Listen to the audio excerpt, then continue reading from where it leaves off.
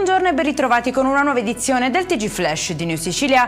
In apertura sarà predisposto nelle prossime variazioni di bilancio dal governo Schifani un finanziamento di 15 milioni di euro per incrementare le risorse destinate alla spesa sanitaria per l'assistenza specialistica ambulatoriale convenzionata. In questo modo aumenteranno le tariffe di alcune prestazioni attualmente erogate e che sono state penalizzate nel 2024, ha detto l'assessore Caruso.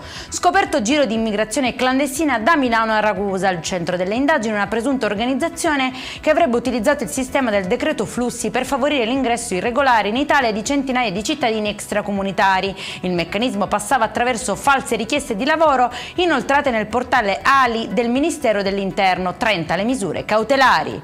I finanzieri del Comando Provinciale di Palermo hanno dato esecuzione a un'ordinanza cautelare nei confronti di 14 lavoratori pubblici accusati di truffa aggravata e falsa attestazione della presenza in servizio. L'operazione ha riguardato 5 dipendenti del Comune di Palermo e 9 giardinieri di una società partecipata, ricostruiti 550 episodi in cui timbravano ma in realtà risultavano a fare shopping o al mare.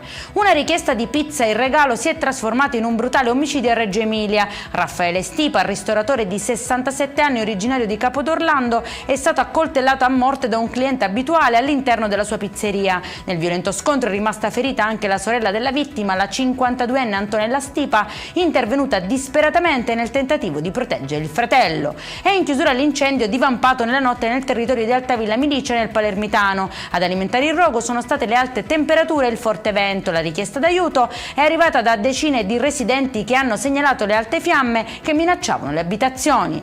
Per questa edizione è tutto, prossimo appuntamento alle 19:30, buona giornata.